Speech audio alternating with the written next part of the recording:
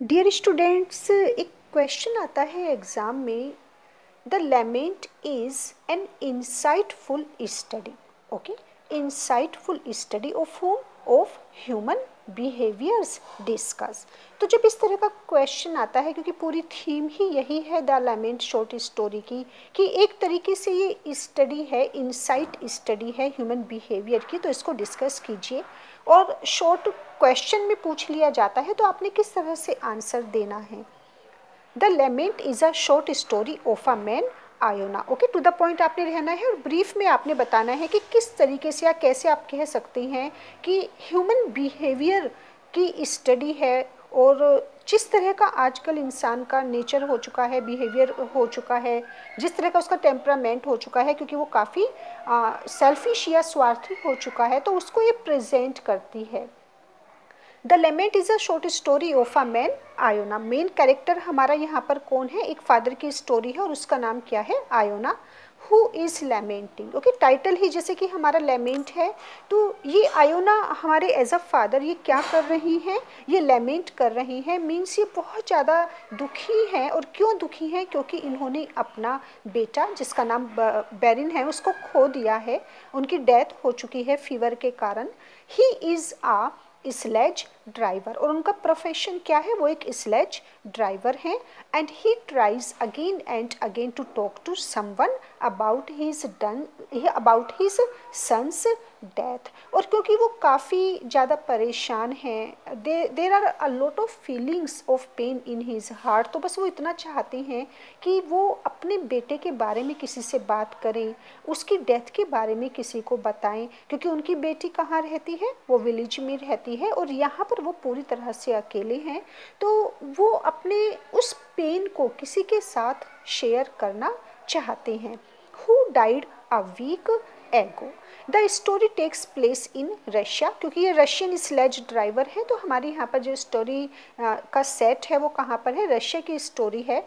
Iona is white like a ghost, और किस तरह से राइटर ने उनको यहाँ पर प्रेजेंट किया है, काफ़ी पैथेटिक उनकी पिक्चर है यहाँ पर। वो किस तरह से जब अपना प्रोफेशन, अपना काम स्टार्ट करते हैं, तो उनकी जो एक बैठने की पोजीशन होती है उसको भी काफ़ी अच्छे तरीके से लिखा है राइटर ने।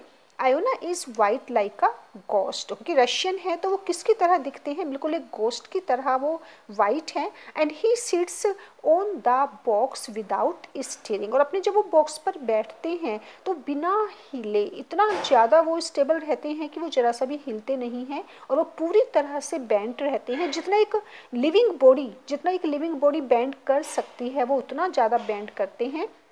bent as double as the living body can be bent, and his first fear was a military officer। अब वो किसी स्ट्रेंजर की तलाश में होते हैं जिसके साथ वो अपना ग्रीफ को शेयर कर सके, और उनको यहाँ पर सबसे पहले उनकी जो फेयर होती है, सवारी होती है, वो कौन होती है? एक मिलिट्री ऑफिसर होते हैं जिसको वो अपने उस दुख के बारे में बताना चाहते हैं, लेकिन वो मिलिट्री ऑफिसर इतने ज़्यादा रूड होते हैं कि वो उनको डांट देते हैं और उनको कहते हैं कि वो फोकस करे किस पर? अपने काम पर। Who shouted at him his second fair was 3 young man, और ये 3 यंग मैन नॉन सीरियस होते हैं। जब हमारे आयोना उनको बताना शुरू करते हैं अपने बेटे के बारे में, तो ये 3 यंग मैन रूडली या कोल्डली कह देते हैं कि एक ना एक दिन तो सबको ही मरना है, और वो उनके उस पेन को बिल्कुल भी फील नहीं करते। He received no sympathy. अब ना वो मिलिट्री ऑफिसर से उनको किसी भी तरह की कोई सिंपैथी गेन होती है, ना ही वो 3 यंग मैन। यहाँ पर क्यों दिखाया है राइटर ने? वो हर तरह का प्रोफेशन यहाँ पर दिखा रही हैं, हर तरह की जनरेशन दिखा रही हैं कि इट डजेंट मैटर, चाहे वो एक ओल्ड मैन है, चाहे वो ऑफिसर है, चाहे वो एक ड्राइवर है, चाहे वो हमारी यूथ है, लेकिन वो कोई भी किसी के पेन को फील नहीं करती। ही रिसीव्ड नो सिंपैथी, ना तो उनको मिलिट्री ऑफिसर से सिंपैथी गेन होती है, ना ही उनको उन 3 यंग मैन से सिंपैथी मिलती है। मीन्स वो उनके दर्द को बिल्कुल भी समझ ही नहीं पाते, सुनना भी पसंद नहीं करते। देन ही टेल्स अ कैबमैन, एक कैब ड्राइवर होता है फिर वो लास्ट में वो उनकी जो थर्ड फेयर होती है वो उससे अपनी स्टोरी सुनाना शुरू करते हैं। स्टार्ट में क्या होता है, कैबमैन जो कैब ड्राइवर होता है वो उनकी स्टोरी सुन रहा होता है, लेकिन बाद में देखते हैं कि वो सो जाता है, मीन्स उसका भी उनकी स्टोरी में कोई इंटरेस्ट नहीं होता। Then he tells a cabman about his grief, but he also falls asleep. Okay, कौन सो जाता है, कैब ड्राइवर। अब लास्ट में क्या होता है, आयोना फिर वो अपनी मेयर के पास जाती हैं और वो उसको अपना जो भी उनका पेन होता है उसके सामने शो करती हैं, और ऐसा लगता है कि उनकी मेयर उसके उस दुख को समझ रही होती हैं। Iona wanted to tell someone about the death of his son। तो ये एक इंसाइटफुल स्टडी है ह्यूमन बिहेवियर की, कि वो कितना स्टोन हार्टेड या केयरलेस या सेल्फिश हो चुका है कि उसका किसी भी तरह का कोई भी इन्वॉल्वमेंट आजकल सोसाइटी में या रिलेशंस में नहीं है, वो किसी का भी दर्द सुनना पसंद नहीं करता।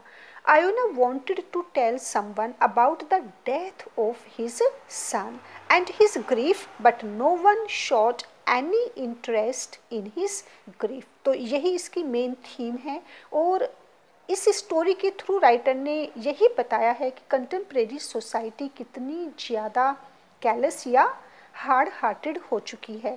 थीम क्या है यहाँ पर, this story takes a powerful, अगर वेरी शॉर्ट में आ जाता है what is the theme of this short story the lament, तो आप बस एक लाइन में या दो लाइन में आप ये भी आंसर दे सकते हैं that this story takes a powerful look, क्योंकि इंसाइटफुल स्टडी है ह्यूमन नेचर या ह्यूमन बिहेवियर की, तो पावरफुल लुक है कहाँ पर, at the lack of human involvement and compassion towards the grief of someone, क्योंकि उनके मन में किसी के लिए कोई भी मर्सी या सिंपैथी की फीलिंग्स नहीं होती। तो ये था हमारा बहुत ही अच्छा इसका क्वेश्चन है, आ सकता है एग्जाम में।